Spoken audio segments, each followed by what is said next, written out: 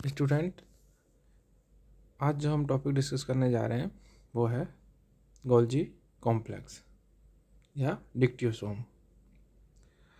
Golgi complex है वो कोशिका के अंदर अंतःप्रद्रव्य जालिका से संबद्ध थैलीनुमा संरचना है जो क्या है झिल्लियों द्वारा निर्मित होती है। इनकी खोज सर्वप्रथम क्या है, इनको ऑब्जर्व किया था एल.एस. जॉर्ज ने, लेकिन कैमिलो गोल्जी ने इन्हें तंत्रिका कोशिकाओं में देखा और इनके नाम पर ही इनका क्या है, नाम गोल्जी कॉम्प्लेक्स रखा गया। तो जो खोज का क्रेडिट है वो जाता है कैमिलो गोल्जी को। अब बात करें इनकी उपस्थिति के बारे में। प्रोकैरियोटिक कोशिकाओं को छोड़कर सभी यूकैरियोटिक कोशिकाओं में गोल्जी कॉम्प्लेक्स पाया जाता है। पादपों में इन संरचना को डिक्टियोसोम कहते हैं। ये चपटी थैलीनुमा संरचनाओं से बने जाल की तरह दिखाई देते हैं। कोशिका द्रव्य में इनका वितरण नियत स्थान पर हो सकता है। तंत्रिका कोशिकाओं में ये केंद्र के चारों ओर पाई जाती हैं। कोशिका में इनकी उपस्थिति का सीधा संबंध केंद्र की उपस्थिति से होता है। अब बात करते हैं इनके आकार एवं परिमाप के बारे में। विभिन्न प्रकार की कोशिकाओं में इनकी सक्रियता के आधार पर गोल्जी बॉडी की संरचना व आकार बदलता रहता है।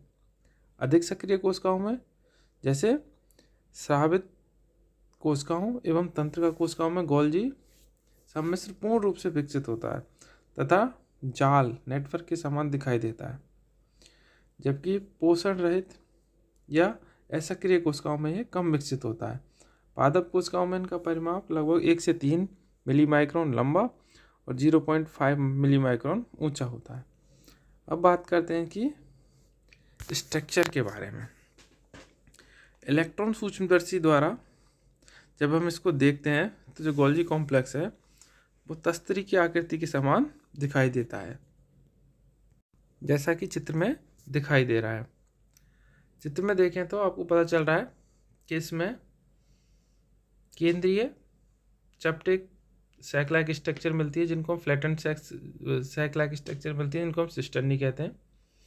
पर्दीय, इसमें क्या है, ट्यूब्यूल्स और वेसाइकल्स मिलती है। साथ ही आपको सीक्रेटरी वेसाइकल्स भी दिखाई दे रही होंगी और लार्ज वैक्यूल्स एंड वेसाइकल्स भी दिखाई दे रही होंगी। अब बात करें इसके स्ट्रक्चर के एक एक बार पार्ट के बारे में। सबसे पहले हम डिस्कस करते हैं सिस्टर्नी के बारे में। ये थैलीनुमा संरचना होती है। ये लंबी नलकाकार द्रव से भरी हुई संरचना है। सामान्यतः प्रत्येक गोल्जी काय में इनकी संख्या 4 से 7 तक हो सकती है, लेकिन जो उच्च श्रेणी के जीव हैं उनमें गोल्जी काय की संख्या 30 तक हो सकती है। प्रत्येक सिस्टर्नी झिल्ली से घिरी हुई संरचना है जिसमें 520 एंगस्ट्रॉम चौड़े अवकाश मिलते हैं। दो सिस्टर्नी के बीच में लगभग 200 से 300 एंगस्ट्रॉम का क्या है, इंटरसिस्टर्नल स्पेस मिलता है। सिस्टर्नी एक दूसरे के ऊपर व्यवस्थित होकर सिस्टर्नी स्टॉक बनाती है। सिस्टर्नी केंद्रक आवरण या ईआर के पास समानांतर पैरेलल या कंसेंट्रिक रूप से व्यवस्थित रहती हैं। प्रत्येक सिस्टर्नी स्तंभ की अग्र अथवा उत्तल कॉन्वेक्स सरफेस की ओर छोटी छिद्रित सिस्टर्नी गोल्जी काय का निर्माण या फॉर्मिंग फेस बनाती हैं। ईआर से अलग हुई ट्रांजिशनल जो वेसाइकल्स एवं जो सैक है या एकत्रित होकर क्या है, सिस्टर्नी का निर्माण करते हैं। सिस्टर्नी स्टॉक की जो पोस्टीरियर सरफेस है वो अवतल या कॉनकेव होती है तथा गोल्जी काय का मैच्योरिंग फेस बनाती है। यहाँ पर सीक्रेटरी वेसाइकल्स या वैक्यूल्स पाई जाती हैं। गोल्जी में बने स्राव सिस्टर्नी में एकत्रित होते हैं। इसके चारों तरफ क्या है, स्वच्छ द्रव मिलता है जिसे हम हाइलोप्लाज्म कहते हैं। इस द्रव का सांद्रण बढ़ जाने पर जो वेसाइकल्स होती हैं उनका निर्माण होता रहता है। ये पटकाएं अंत में लाइसोसोम में क्या है, रूपांतरित हो जाती हैं। अब बात करें हम गोल्जी काय की ट्यूब्यूल्स के बारे में। ये क्या है, छोटी बूंदों के समान संरचनाएं होती है जिनका व्यास लगभग 600 एंगस्ट्रॉम तक होता है। ये गोल्जी काय की कॉन्वेक्स जो सतह है उससे संबद्ध होती हैं तथा स्मूथ एंडोप्लाज्मिक रेटिकुलम तथा गोल्जी सिस्टर्नी के बीच में पाई जाती हैं। इनका निर्माण सिस्टर्नी नलिकाओं में बडिंग के थ्रू होता है या उनके सिरों पर कंस्ट्रक्शन के थ्रू उत्पन्न होता है। बाद में स्वतंत्र रूप से हाइलोप्लाज्म में बिखर जाती हैं।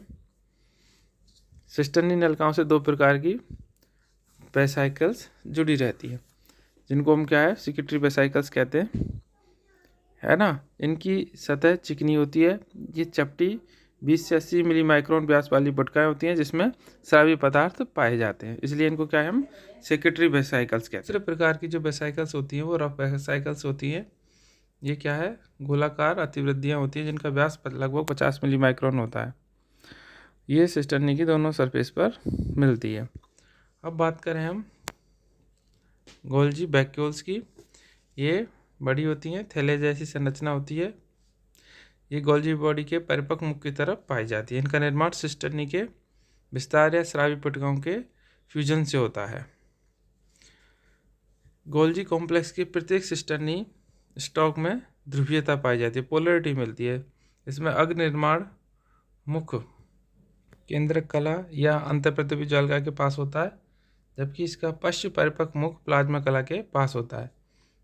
जो इसका फॉर्मिंग फेस होता है उस पर नलिकाएं में पुटकाएँ होती हैं, जबकि इसके मैच्योरिंग फेस पर वैक्यूल्स होती हैं, जिन्हें क्या है ग्रेल गोल्जी एलिमेंट्स भी कहते हैं।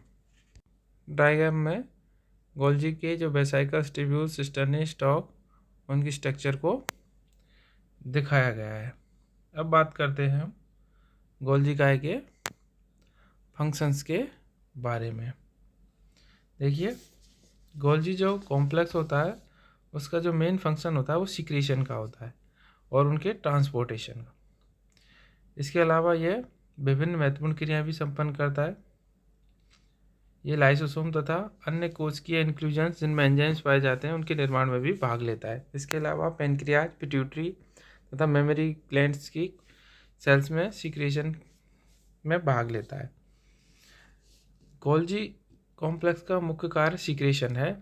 विभिन्न प्रकार की कोशिकाओं में कणिका में अंतःप्रतिपी जालिका में संश्लेषित पदार्थों का स्थानांतरण गोल्जी काय में हो जाता है, जहाँ से ये प्लाज्मा झिल्ली द्वारा पिनोसाइटोसिस क्रिया के द्वारा कोशिका से बाहर स्रावित कर दिया जाता है। इसके अलावा विभिन्न प्रकार के एंजाइम्स के निर्माण में, हार्मोन्स के निर्माण में, प्रोटीन का स्टोरेज, शुक्राणु मैक्रोसोम का निर्माण करना, लाइसोसोम के फॉर्मेशन में, कोशिका भित्ति के निर्माण में एवं विभिन्न यौगिकों के अपशोषण में क्या है इसका इम्पोर्टेंट रोल होता है। देखो ट्रांसपोर्टेशन को ये डायग्राम जो आपको दिखाई दे रहा है स्क्रीन पर वो शो कर रहा है। गोल्जी काय के विभिन्न फंक्शंस एवं उसकी स्ट्रक्चर को हम एक एनिमेशन वीडियो के द्वारा समझने की कोशिश करेंगे, जिसमें क्या है आपको गोल्जी बॉडी की संरचना और उसके विभिन्न कार्यों को दिखाया गया है। देखिए ये हमारी कोशिका के अंदर केंद्रक और उसके पास में ये जो 3D स्ट्रक्चर दिखाई दे रही है ये क्या है हमारी गोल्जी बॉडी।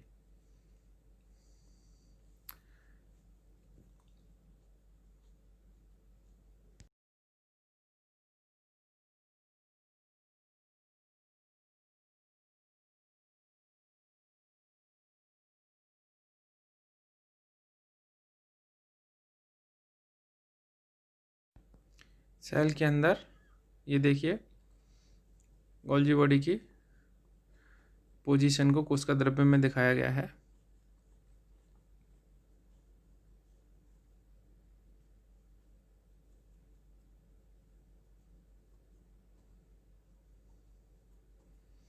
ये देखिए इसकी सिस और ट्रांस फेस को दिखाया गया है।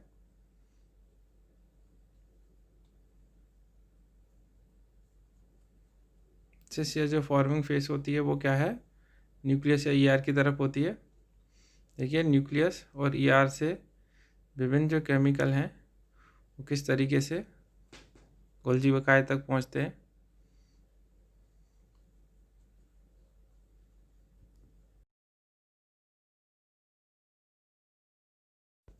और मॉडिफाई होकर देखिए किस तरीके से कोशिका में इनका ट्रांसपोर्टेशन हो रहा है।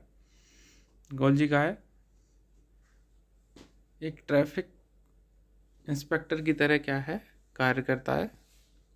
जो कोशिका में बड़े आकार के जो अणु हैं उनके ट्रांसपोर्टेशन में क्या है, ये सहयोग करता है। देखो ये किस तरीके से पदार्थों की पैकेजिंग एवं ट्रांसपोर्ट में भाग ले रहा है।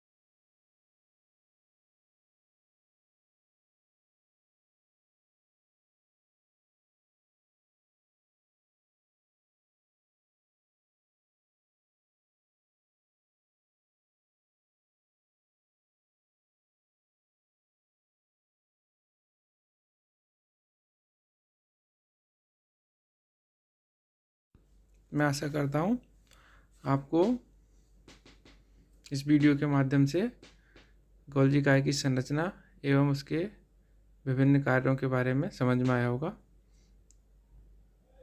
नेक्स्ट टॉपिक में हम अगला चैप्टर डिस्कस करेंगे। Thank you.